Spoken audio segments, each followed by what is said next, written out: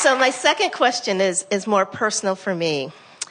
I would like to have what I call a quiet mind. But let us jump in here. Okay. You only want a quiet mind if you're on the wrong side of the bounce. In other words, that's really what we were getting at. Quiet your mind when there's resistance. But when you're in alignment with who you are, then focus. Because it is only resistance that makes you want a quiet mind. Yes. So I call it the chatterbox. It's like an aspect of mind energy that I have. Well, let's call it the out of the vortex chattering box, the trying to talk myself into a better place box. Mm-hmm. But we have really come around to this again and again in these hours that we've been together, that that law of attraction, the more you chatter, is going to bring you the similar stuff. And so somebody's got to make a decision, and it's got to be you to bring a cessation to that. That's but how do I shut it up? I tell it to shut up all the time. By acknowledging that is the decision that you're making right now. Okay. By acknowledging that this chatter is not pleasing, and that I'm not wanting to perpetuate it. And in some way, we mean it, just like if you had someone on the other end of a telephone who was expressing to you things that were painful for you to hear. In other words, and you would want to say to them, please stop. And so you're wanting to say to yourself, please stop. But you have the ability to stop your own chatter in the same way that you have the ability to stop that chatter, just by walking away from it. Okay. And the more you do it, the more you're able to do it. Yeah. We've offered a game recently where we were encouraging you to go through the alphabet and just find in the vortex words. Well, that's one way to do it. Esther, as she was going to sleep last night, began playing the game in another way. She began going through the alphabet, trying to make sentences out of it, like Abraham believes that, in other words,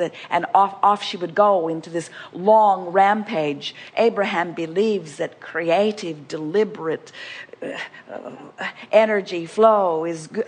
Off she would go, and what it did, even though it didn't mean anything, we weren't streaming it to her. What it did was it caused her to focus in a way that was non-resistant in nature.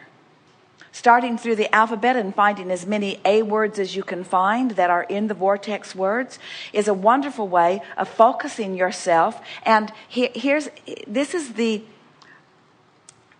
point that we want to amplify. The cork will float if you're not holding it under the water, and your vibration will raise if it isn't laced with resistance. And so a quieted mind is really a wonderful thing. Yeah. Do you have success at meditation?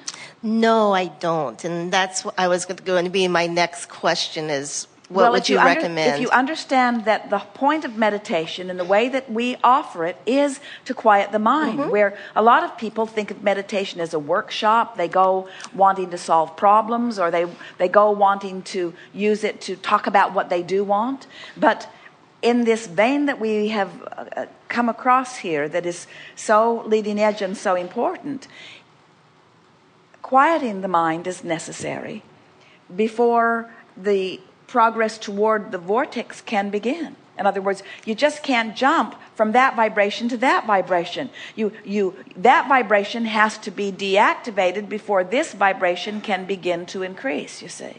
What would be the best technique for me for meditation? Because I have tried and practiced and don't feel like I've been successful at it. Well, now let's talk about what the absence of resistance is. The whole point of meditation is to release resistance. And we teach meditation because it's easier to teach most people to have no thought than to have pure positive thought, because they're so amped up on so many subjects that almost any subject you encourage them to talk about, they've got some negative side of it already active in them. In other words, money, don't have enough. Lover, ran out on me, or doesn't want what I want. In other words, there are all kinds of other end of the vibrational stick that is active in people. And so We teach meditation because it's easier to help them find no thought than it is to find pure positive thought on those subjects.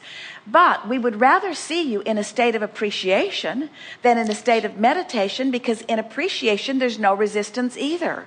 So if you're having a hard time meditating, this chatter that you were talking about, the fact that you're calling it chatter and the fact that you want it to stop does speak to the fact that it's out of the vortex conversation, because you wouldn't be saying that if it was in the vortex conversation. So we would use meditation as the tool for us. So the way we would approach it is we would find something to focus upon that doesn't require much thought, because almost anything will make you think of almost anything. Think about it. You could sit around with people and someone could mention something, and that subject is going to trigger a whole bunch of conversation within a lot of people. But if you have decided that you're going to start as this group of people with an emotion, so that you're reaching for an emotion to trigger the conversation rather than just random thoughts, now you have a better opportunity to keep the conversation going in the vortex manner. You see what we're getting at? In other words, if you start out with the subject of automobiles, anything could go. My automobile was stolen. I can't afford my automobile. My automobile was stolen and taken to Mexico. In other words, off it goes again, and off it goes again, and off it goes again. Where if you start with an emotional premise and you've activated it within you, now you have a better chance of having that be the center from which the thoughts expand. And so this is a good thing to consider in your political excursions also. So when you have decided that your intent is to quiet your mind for the purpose of decreasing and finding absence of resistance, now you're looking for a thought that doesn't have much attachment to many things. So focusing upon a sound. Esther has found the easiest way for her to meditate, no matter what. She will lie in whatever space she's in, and she will listen for a consistent sound that is loud enough that she can hear it. So here, what is it? You can hear whether it may be the air conditioner, it may be the engine. It doesn't matter what it is. You can hear it. You can almost feel it. In other words, it's a sort of consistent, ever-present thing to focus upon. So focus upon it. Isolate it from other things. Now there's another interesting sound here. Maybe you can hear it. There is the rumble of the engine, but there's another little sound of something that's sort of rattling and loose. Yeah, it's air conditioning. So choose one or the other as what you want to focus upon. The rattling and loose sound is a little less consistent. So the rumbling sound might be a better one. So focus on it. So then in this environment, not only can you hear it, can you feel it? Yeah, I can feel it. Esther can feel it beneath her feet. Yeah. It's sort of, and every cell of her body is sort of replicating it. In other words, she can feel the rhythm of that. Now I've done this exact thing, what you're describing here, with focusing on sounds or even breathing. But that's when the chattering starts. Well, you started chattering before we were ready just now, too. Oh, okay. And it's still doing it. In other words, you're checking to see if it's there. You're wanting to talk about it. In other words, just hang in there a little longer with it. We don't think that that's necessarily the best use of the last 20 minutes of this groundbreaking seminar, to just all listen to the air conditioning, but we're willing if you want to. But that's the point. Just find something to focus upon and feel the integrity of it, and give yourself over to it.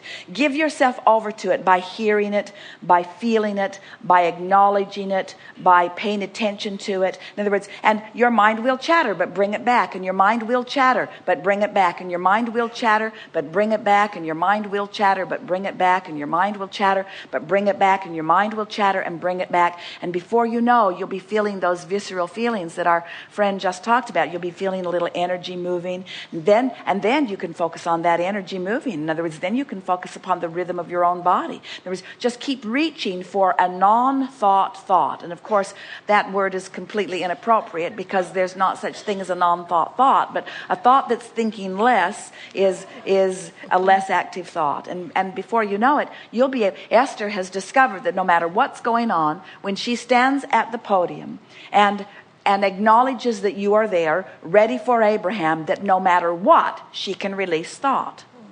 But she's been doing it for a while. In other words, and you help her with your expectation too. So it's just a matter, the more you do it, the easier it is. But you have to understand why you're doing it. And why are you meditating?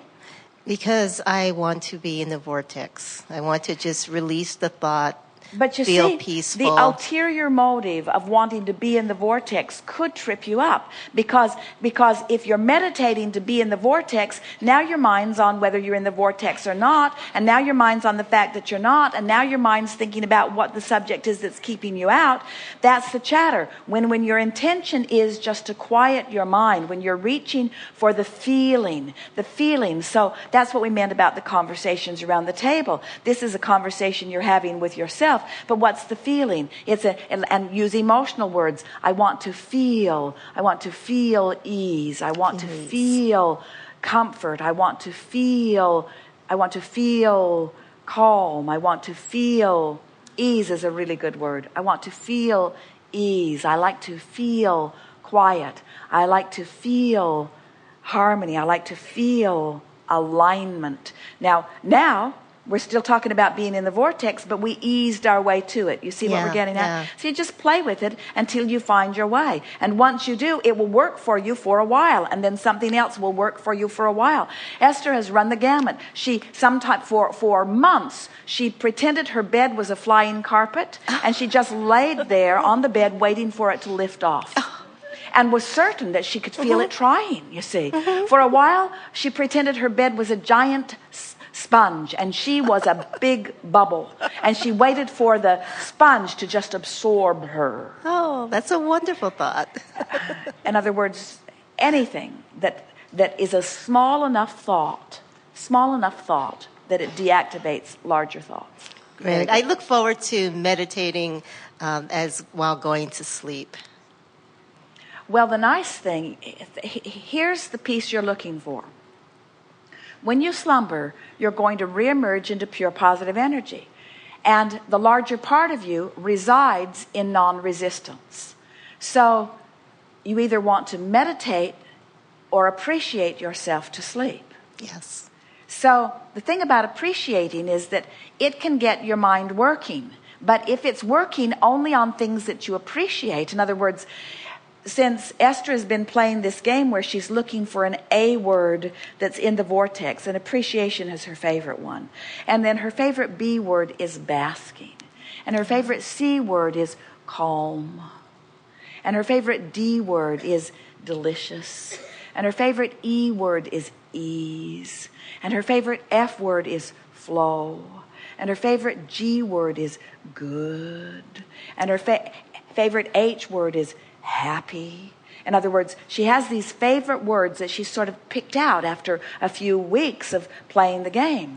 She rarely gets to H before she's asleep. Because the words are so in the vortex, and her inner being is so in the vortex. And if you will just say to yourself, slumber is joining my inner being where my inner being is. In other words, a lot of people sleep to escape. And so they sort of hang on that. They have to get tired enough that they just can't stay awake anymore, or drunk enough that they just can't stay awake anymore. But that's an altogether different thing. Yeah. When you're in the vortex, when you go to sleep, the big bonus benefit of that is you wake up in the vortex. Yes. So basking yourself to sleep, appreciating your way to sleep, getting yourself into the vortex before you sleep, will give you big payoffs day after day after day after day after day after day after day, until you'll garner this momentum of being in the vortex that will serve you in all aspects of your life. Well, that's great. I'm ready to play. Thank you. Yes, indeed.